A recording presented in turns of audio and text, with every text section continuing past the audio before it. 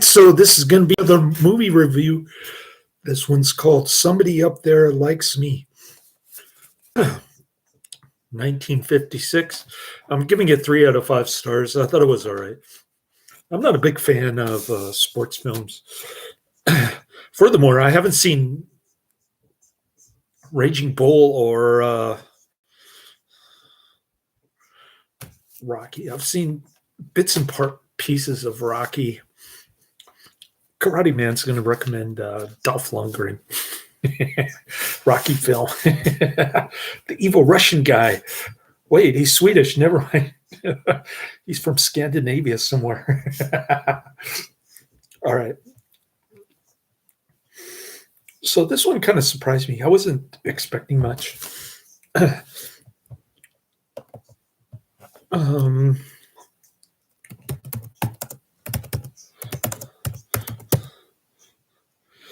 I didn't like Cool Hand Luke, and this one was better than Cool Hand Luke, in my opinion. I'm not a big Paul Newman fan. My mother liked him because he makes organic stuff, and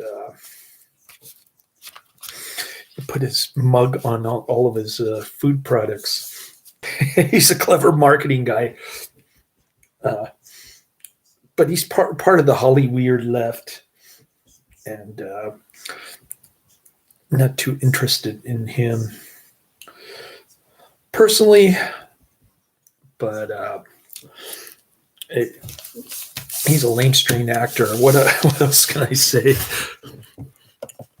Somebody up there likes me. It's an autobiography of Rocky Graziano, which is not his real name, apparently. 1956 U.S. drama film directed by Robert Wise, starring Paul Newman and Pierre Angeli, based on the life of middleweight boxing legend Rocky Graziano. The supporting cast features Everett Sloan, Eileen Heckert, Harold J. Stone, Sal Mineo, and Robert Loggia. Steve McQueen has a brief unbilled speaking role as Fidel. Okay, I missed that. I'll put his name in the description. The movie poster says a girl can't lift a fellow to the skies. A girl can lift a fellow to the skies. Yeah, I wish I had a girl like that, but not a Jewish girl, not the ugly white girl in this film. The film was nominated for 3 Academy Awards and won 2: Best Cinematography, Black and White, Joseph Ruttenberg, and Best Art Direction, Black and White. Cedric Gibbons, Malcolm Brown, Edwin B. Willis, F. Keo Gleason. Of course, it's since been colorized. I did not watch the colorized version. In case you haven't noticed, I'm towards the end of my colorized section of my Netflix queue, thank God. But I've got a lot of S and T's to go through during the coming months. So it lost its nomination for Best Film Editing to Around the World in 80 Days. I like the remake better. No, I haven't seen the original, actually. Rocky Graziano, Paul Newman, has a difficult childhood, and he is beaten by his father. His father is an abusive drunk. He joins a street gang, and he undergoes a long history of criminal activities. He's sent to prison where he's rebellious to all authority figures. Yeah, I guess you could say that. He's like Cool Hand Luke. After his release, he is drafted by the U.S. Army, but he runs away. He goes AWOL, just like my gay cousin. Stole my grandmother's credit card. Needing money, he becomes a boxer, and he finds that he has natural talent. He wins 6 fights in a row before the army finds him, and they dishonorably discharge him.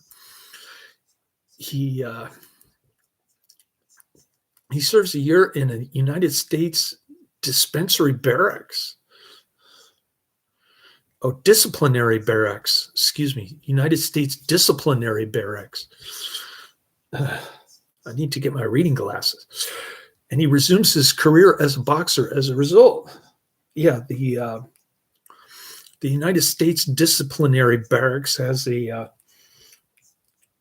boxing training gym for him to get into shape, so that he can make an honest living beating on the head of some other guy.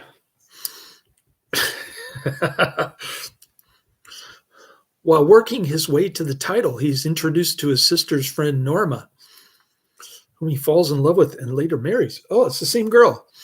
Okay. So he's kind of brushing her off at first. He doesn't have time for a girl. He's too caught up in his boxing. But then he ends up marrying her. Reluctantly, though. He doesn't want to go in the courthouse because he has bad memories there. But she convinces him, because he can't say that he doesn't love her. So she convinces him to go in the courtroom.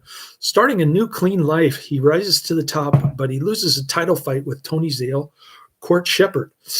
A person he knew in prison finds him and blackmails him into throwing a fight over his dishonorable discharge. Rocky fakes an injury and he avoids the fight altogether.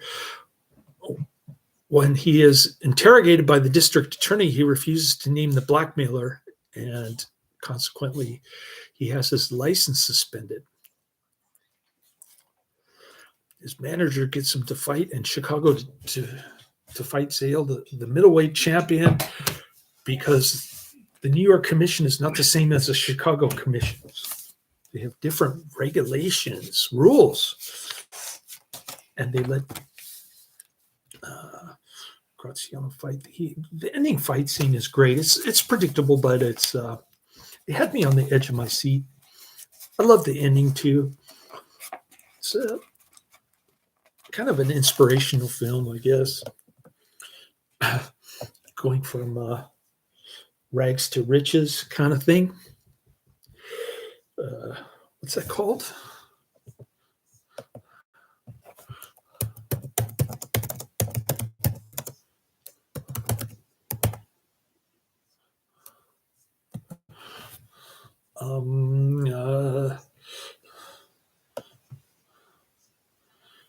Horatio Alger. That's the name I was thinking of. It's kind of like a Horatio Alger story. Decent. Oh, it's got Perry Como's version of the song "Somebody Up There Likes Me." Played over the opening and closing credits. I forgot to put his name on there. The role of Rocky Graziano was originally to be played by James Dean, but he died before filming began. So Paul Newman was asked to take the part. Australian actor Rod Taylor was also considered for the part. Although unsuccessful, his screen test impressed MGM enough for them to offer him a long-term contract.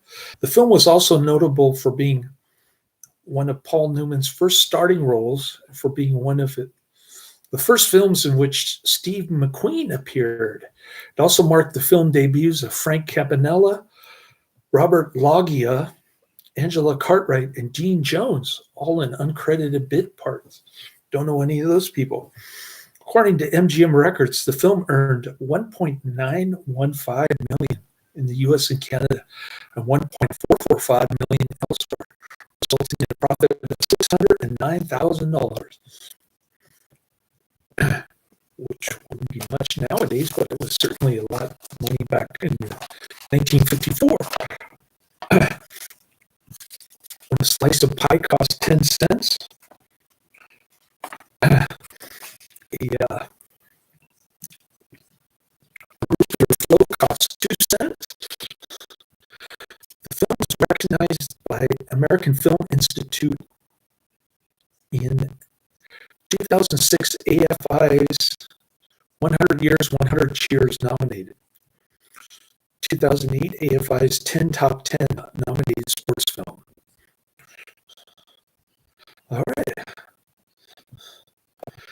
So I went through everything on Wikipedia here. There's not much.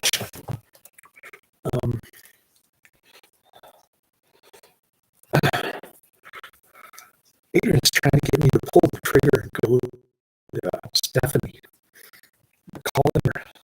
But I tried texting her instead. I told her how much I missed seeing her at work. But I said it in a nice way, not a creepy way. I said, work is no fun without you there. That's what I used to tell the Filipina co-worker who got let go before I did. I just saw the writing on the wall. I should look for this valet parking job a lot earlier. I started to look. I started to kind of feel like I wasn't welcome there. I was kind of taking up space, so to speak. And my other coworker got laid off too, so I didn't feel so bad, like I actually did something wrong. But anyways, that's all over. Behind me. Let me tell you what's coming down the pike. This one was good for sports film. 3 out of 5 stars is pretty high for me. I usually rank them like 1 or 2.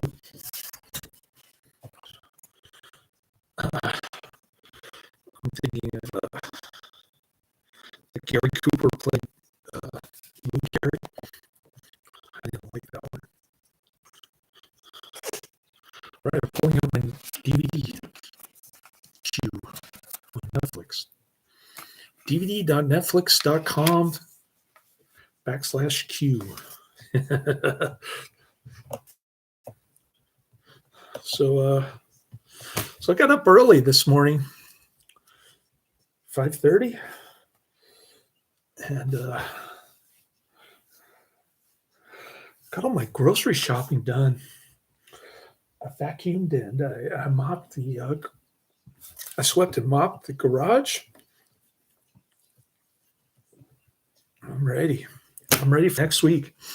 I even topped off my gas tank at the most expensive Chevron in San Mateo next to his mother's house. And what do you know? Netflix predicted that I give it 3.25 stars, something like that. So the Netflix algorithm actually got it right. All right, Son of Kong, Stand Up and Cheer. I was supposed to get those this week, but they delayed the Val Lewton disc and the Sherlock Holmes disc. Professor Quiz said he liked Basil Rathbone as Holmes. I like Jeremy Brett better because he's a heroin addict in that one. All right. So the other one that I'm supposed to get next week, the first 2, Son of Kong, Stand Up and Cheer, got delayed, 1933 and 1940. Excuse me. Son of Kong is 1933. Stand Up and Cheer is 1934. Each movie is about an hour. The Stratton story, however, is 1949 and it's an hour 42 minutes. It's got James Stewart and June Allison. Inspirational sports drama again. Chicago White Sox pitcher Monty Stratton. Never heard of him.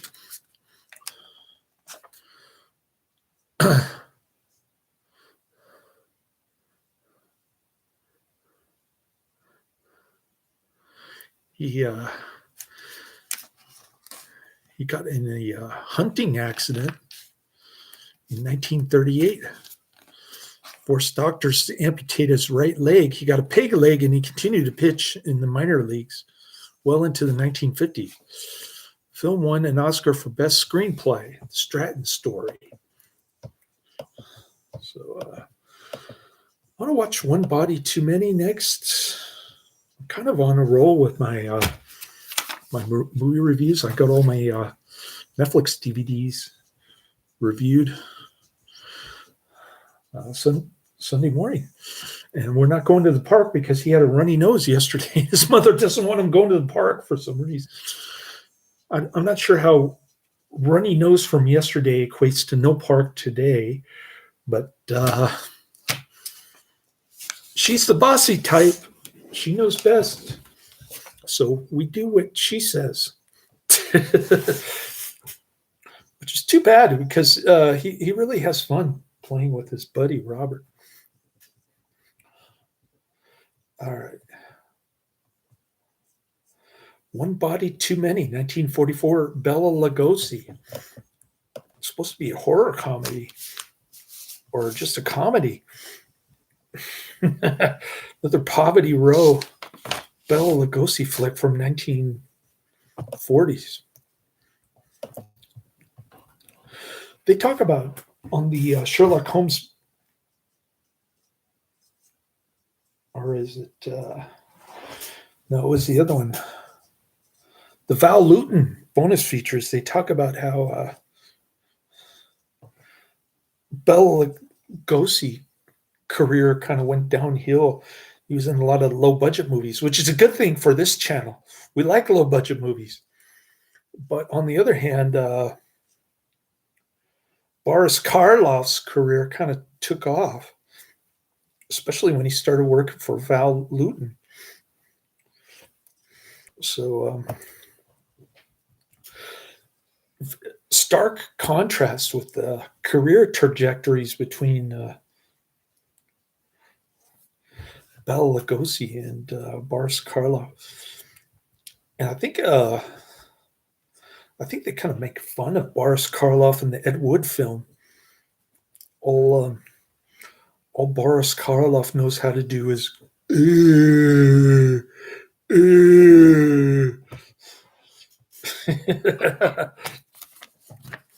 So I guess there was kind of a rivalry going. You can see that in the Black Cat when they're playing chess. Adrian knows what I'm talking about. So cool. I got comments from the usual suspects. Adrian, Professor Quiz, and Karate Man. Professor Quiz always the first one to comment because he's here in California, same time zone. You can see my live stream. The other two Australian mates are kind of late to the game. Better late than never, though. Karate Man asked me to, I think he re-recommended Broken Arrow to me, which is a James Stewart film on Netflix. It's not available. The 1996 version. It's not even there. It doesn't even pop up when I type it in the search bar. And then when I do a query on YouTube, it comes up buy or rent, which is a bummer. But if he keeps reminding me the same movie and over, maybe eventually a free version will pop up on YouTube, like what happened with the Assassination movie with Charles Bronson, which I didn't particularly care for, but I got it in. I did it for Karate Man. I'm trying to get through these cult cinema classics, movies on my list, so I can get to the Karate Man and the Adrian and the Professor Quiz mentions and recommendations, all that good stuff. Mostly Karate Man stuff, because he's the king of recommendations on this channel. Even if he does get around to it a week later. All right. So I got the turkey, potatoes, and butter and turkey gravy mixture going today. My chicken count is very low. I just spend about, I don't know, $70 on lunch food, green apple soda, and energy drink. I'm going to need a lot of energy drink if I'm only getting 5 hours of sleep for 3 days in a row. That's going to be rough, but I can do it. I've done it before. I can do it again. Wish me luck. Laters.